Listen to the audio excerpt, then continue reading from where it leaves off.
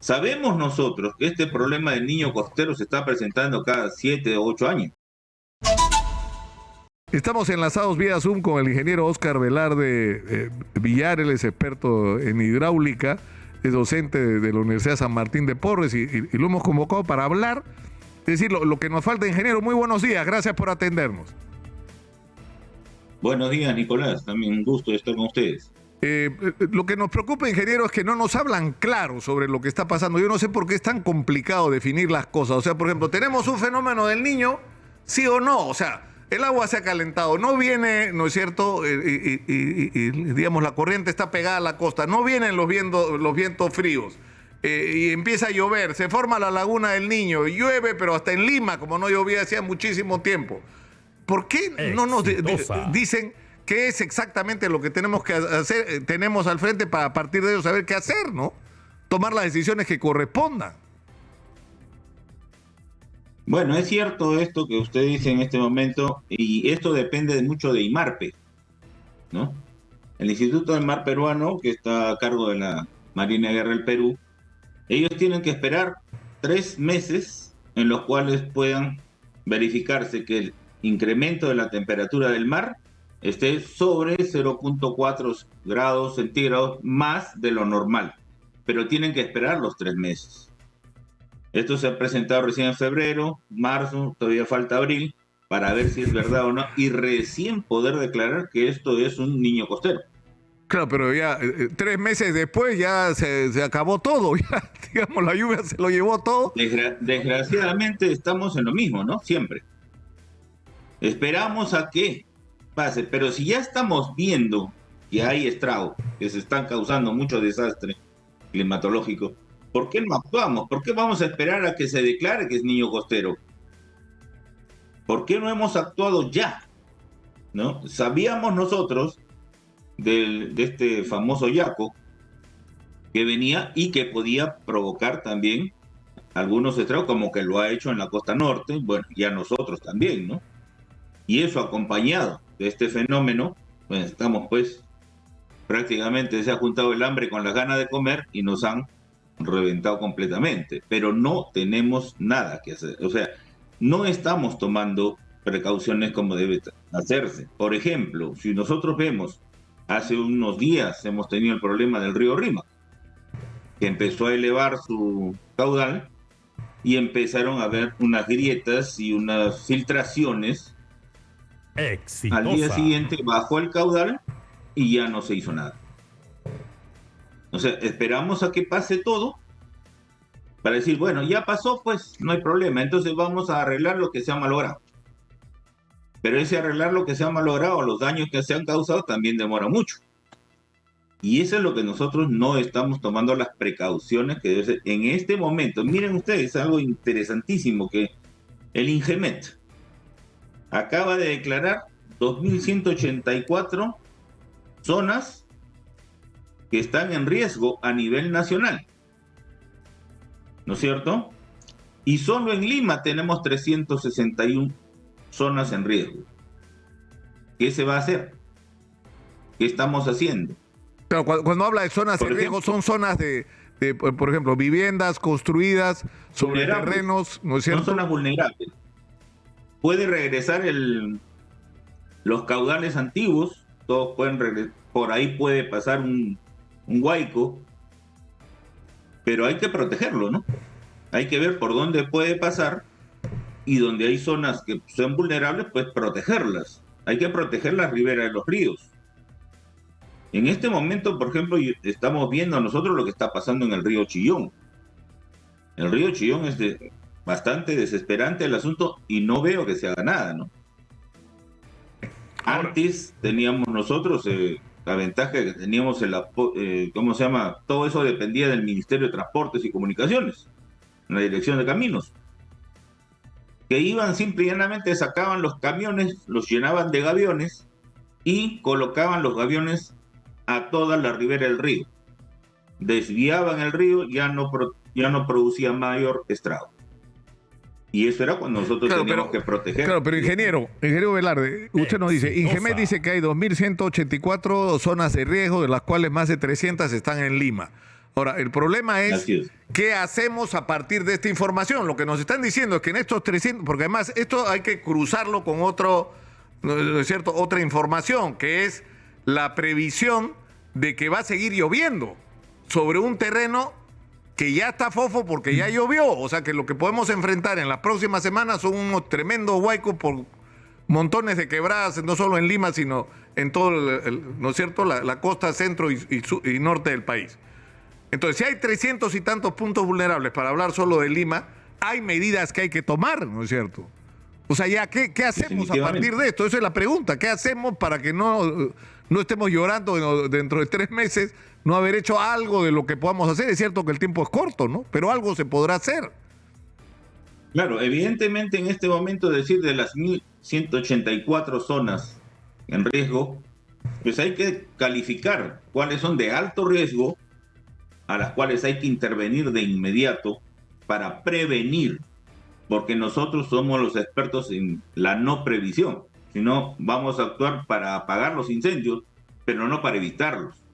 Y ese es un problema que tenemos nosotros. En este momento sabemos ya nosotros perfectamente, y los pronósticos son así, que estas lluvias vienen hasta julio. Entonces, ¿qué vamos a hacer hasta julio? Claro, porque habría que tener, por ejemplo, si tú tienes una zona vulnerable donde hay una población expuesta a riesgo, tú tienes que tener un protocolo, es decir, en el largo plazo esas poblaciones van a tener que ser desplazadas y para eso hay que tener un plan de vivienda agresivo como política de Estado. Pero en lo inmediato tienes que tener zonas de refugio para las personas que viven en las zonas vulnerables. No poner a buscarte dónde las pones. ¿No es cierto? Sino estar, o sea, ya saber qué hacer cuando se presenten las circunstancias complicadas. Tenerlo. Definitivamente, ¿no? Para eso está INDECI también, ¿no? Que es una de las instituciones que tiene que tomar cartas en el asunto, pero INDECI viene a apoyar. Pero ¿quién es el que prevé? ¿No es cierto? Tenemos nosotros el SINAGER, ¿no? El Sistema Nacional de Gestión de Riesgo. En riesgo, ¿no? Ellos son los que deben prever todo esto, no actuar simplemente cuando ya pasó todo, porque cuando ya pasó todo, miren, ya tenemos más de 60 muertos, ¿no? ¿A quién le echamos la culpa ahora? Tenemos el gran problema ahorita, por ejemplo, estamos viendo que algunas zonas están ya empezando a enrocar. ¿Para qué? Para desviar los ríos, ¿no? Para proteger a algunas poblaciones vulnerables. Pero no es todo. Fíjense ustedes en este momento el río Rímac. Acá, a la altura de San Martín de Porres, que todo está a la ladera del río. Y tenemos construcciones de 3, 4 pisos. Ya empezaron a caerse, ¿no? Y eso tiene años. O sea, nadie ha hecho nada. Eso es impresionante. Como decía el alcalde, ¿no? Tiene que haber una política simplemente de sacar a toda la gente que está en la ladera de los ríos. Claro, pero el problema es cuando las autoridades han permitido y en algunos casos hasta promovido estos asentamientos, donde has dejado en manos de los traficantes de terrenos la resolución de la necesidad de vivienda de la gente. Y porque la gente ahí ni siquiera es que en muchos casos las invasiones son antiguas. Ahora invasiones como había décadas atrás ya no hay. Ahora la gente que está sentada en lugares vulnerables pagó por el lugar en el que vive. Y el terreno se lo vendieron traficantes de terrenos en la mayor parte de los casos. Irresponsables y criminales, ¿no? Ahora, el problema es cómo haces tú para gente que le permitiste construir, le pusiste agua, luz. Hay zonas que tienen hasta gas natural. Y son zonas vulnerables donde no se debió hacer nada de lo que se ha hecho. Ahora, ¿cómo hace para trasladar a la gente que ya vive ahí, tiene toda una vida invertida, a un lugar que le resulta aceptable? Vas a tener que entregarle algo terminado. O sea, es muy complicada la situación, ingeniero Velarde, ¿eh? Si nosotros vemos hace unos pocos años, la alcaldesa Villarán, todo el problema que tuvo para mover a toda esa población que estaba ahí para poder hacer la línea María. Imagínense ahora, y eso no es nada en comparación a la cantidad de gente que tendríamos que mover. Tendríamos que poner, pues, en este momento grandes ciudadelas para poder No, que además entregarles esas casas a cambio de... tendrías que ofrecerle a la gente casas con agua, desagüe, electricidad, gas natural, conectividad, áreas de esparcimiento, campos deportivos, postas médicas, que es lo que en realidad debía hacerse, ¿no? Es lo que debió hacerse desde hace mucho tiempo en el Perú y no se ha hecho. O sea, planificar el desarrollo urbano. Claro, desgraciadamente, como decías, estas eran promesas que habían de los futuros alcaldes, ¿no? O sea, de los candidatos a alcaldía que iban a apoyar a todo el mundo para que tengan títulos en sus terrenos. ¿No es cierto? Y que podían hacer, ahí vienen los traficantes, vienen todos. Pero si nosotros vamos un poquito atrás, cuando yo estudiaba en la Universidad de Ingeniería, estamos hablando de los años 70, Exitosa. ya estaban esas construcciones ahí. O sea que esas poblaciones tienen más cerca de 50 años. 50 años o más, claro. O más. Ingeniero, yo quiero compartir con usted este reporte de Karen Santillán. Mire lo que ha pasado con una madre y su hijo que cayeron al río. Fíjese usted la consecuencia que se está pagando por la imprevisión. Adelante, por favor.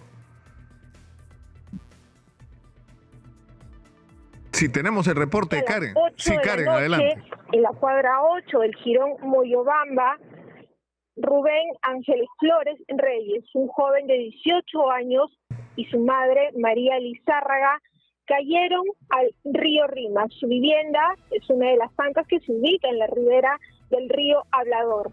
Según señalan los familiares, la madre del joven se encontraba lavando ropa, estaba en el lado de la lavandería.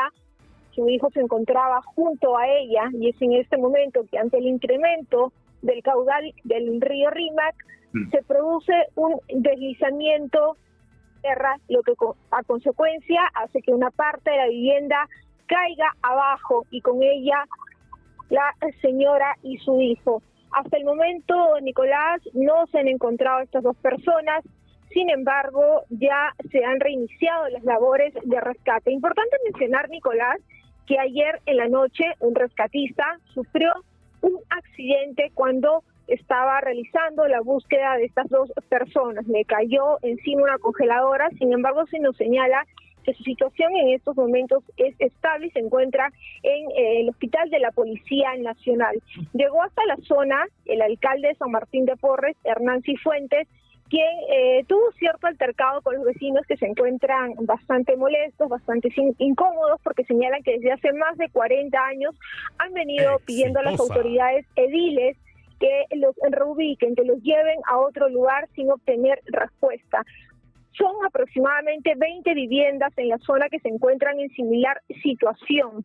Y el alcalde lo que ha señalado es que no tienen el presupuesto suficiente para poder trasladar a estas personas a otro lugar de manera momentánea. Se les va a poner en carpas en una losa deportiva, pero que necesitan el apoyo del Ministerio de Vivienda, del Ejecutivo, para poder llevar a estas personas hacia una zona segura. Este es el panorama que tenemos desde San Martín de Porres y nosotros vamos a permanecer en este lado, Nicolás, mientras se realizan las labores de búsqueda. Exitosa Perú en Lima 95.5. Muchas gracias, Karen. Mire, ingeniero, ¿ah? ¿Qué tal tragedia, Dios mío? O sea, están perdidos la madre y el hijo, no se sabe dónde están y se teme con razón lo peor, ¿no? Ahora, el tema es por dónde empezamos a resolver esto. Es decir, está claro, digamos, esto es como una lista de todo lo que hay que hacer en lo que está saltando, como en la pandemia, ¿no es cierto? Que saltó toda la catástrofe de la salud pública, la precariedad del empleo en el Perú, de que si no chambeo hoy no como mañana, o las carencias con respecto al tema del agua potable. Lávate las manos y te las vas a lavar si no hay agua potable en tu casa, no hay agua en tu casa, ¿no? Entonces, yo creo que esto nos pone otra vez, ya, no se ha almacenado el agua en las alturas, no se ha forestado, no se ha canalizado. En el caso de Piura es escandaloso, no se ha abierto la salida del río Piura al mar, no se ha hecho las labores de drenaje, se ha construido carreteras como esta que atraviesa la laguna que se forma esta de la Niña, o sea, sin ninguna previsión como para regalarle la carretera a la lluvia. Eso está claro, ¿no es cierto? Que ahí hay cosas, y además usted le pregunta a los ingenieros, Velarde, usted le pregunta a los ingenieros, Tumbes, Piura, Lambayeque, La Libertad, Ancas, qué es lo que hay que hacer, lo saben. Y lo saben hace 40 años que están con su propuesta bajo el brazo. Ahora, con este tema que se hace, ingeniero, ¿cómo hacemos para mover a toda esta gente? O sea, esto no puede ser tarea de un municipio, como dice el alcalde Cifuentes de San Martín de Porres. No, definitivamente no puede ser para un municipio. ¿Por qué? En primer lugar, como decía el alcalde, no tienen ni siquiera presupuesto para prevenir estos desastres. No tienen presupuesto para descolmatar ríos, no tienen presupuesto para nada. Eso es lo que está mal acá. Por otro lado, nosotros sabemos, como dices tú, la gente sabe lo que tiene que hacer. Todo el mundo sabe lo que debe hacer. Y esto es el problema, porque si sabemos nosotros lo que puede pasar, sin embargo lo hacemos. No se debe usar las laderas de los ríos, lo usan. La gente, estamos cansados de escuchar, no tiren basura a los ríos, no tiren desmonte, pero es la única forma de hacer y lo hacen todos. No hay quien cuide, no hay quien fiscalice todo eso. Y ahora sí tenemos el gran problema. Estamos viendo ahorita, por ejemplo, eso esta tragedia que ha ocurrido, que gracias a Dios el rescatista está bien, ¿no? Al menos está tranquilo. Pero pudo haber sido una desgracia mayor. Pero si nosotros vemos en ese momento, ¿cómo está la ladera del río? Ya está carcomida. En cualquier momento se cae todo eso. ¿Y qué va a pasar cuando caiga todo eso al río? Se va a formar un embalse que va a ser peor, porque eso va a empezar a jalar todo lo que caiga, va a empezar a botar. Descolmatar todo eso otra vez, ¿cómo va a ser? Exitosa. Limpiar todo eso. Y esto simple y llanamente es porque no hay prevención. Lo has dicho bien, el río Piura no se abrió la salida, se hizo una carretera que está al nivel del río, ¿no? Y justo donde se junta con el río La Leche. Y ahí está la Laguna de la Niña. Y esa Laguna de la Niña, ojo, también hubo una Laguna de la Niña en Pucusana. No sé si te acordarás, sí, claro, en el año 97. Me acuerdo. Eso puede volver a pasar también. O sea, hay que tener cuidado. Sabemos nosotros que este problema del niño costero se está presentando cada 7 o 8 años. ¿No es cierto? Pero no estamos tomando. Ahora, aparte del niño costero, nosotros tenemos el fenómeno del niño en general, que es un fenómeno ya mundial. Y ya hemos tenido 3 niños. No, y están anunciando, además, los especialistas en temas climáticos están anunciando un niño global para el 2024. O sea que lo que vamos a tener, o sea que nosotros tenemos nuestro problema y se va a sumar al problema general del que vamos a ser parte el próximo año. Y efectivamente, la tragedia en general. ¿Y eso es por qué? Porque la niña se ha ido. El fenómeno de la niña, que prácticamente es lo inverso al niño costero, porque esto ya es más frío, corrientes frías, se ha ido. O sea, prácticamente te permito que entres. Y ahí va a ser el gran problema. Una de las lecciones más importantes que creo que hay de toda esta desgracia que estamos viviendo, nosotros nos hemos tomado el trabajo de entrevistar a los decanos de los colegios de ingenieros y a especialistas como tú, Oscar, de las universidades, ¿no es cierto? A la gente de las universidades que estudia todos estos temas, que tiene respuestas, que tiene propuestas. Y una de las sorpresas con las que nos hemos dado es que a ustedes no los escuchan, no son ustedes los que están participando en las tomas de decisiones. Si le hubieran hecho caso al Colegio de Ingenieros de Piura, por ejemplo, ¿no? O si le hubieran hecho caso al Colegio de Ingenieros de Lambayeque, la historia sería otra. La historia sería otra, porque hace 40 años en algunos casos están diciendo exactamente lo que hay que hacer. Y no hay que contratar ingleses para que nos digan lo que hay que hacer. Hay que preguntar a los ingenieros peruanos, a los ingenieros piuranos, más bien. Hay que hacer una vuelta por Piura y no por Londres para saber lo que hay que hacer en esta región. Efectivamente, Nicolás, porque fíjate, el niño que nos agarró fuerte a nosotros fue en el año 82-83. Te acordarás que fue un verano que nos duró hasta agosto, ¿no? Y eso fue terrible por todos los desastres en el norte. Pero no solamente los desastres del norte, sino fue también la sequía del sur. O sea, todo eso afecta porque es un factor climatológico. Y si nosotros no tomamos ya con esa experiencia y no estamos haciendo nada hasta ahora, esto es triste, ¿no? En el año 2017, que fue el último fenómeno del Niño, se entregaron 28.000 millones de soles para la reconstrucción, pero con cambios.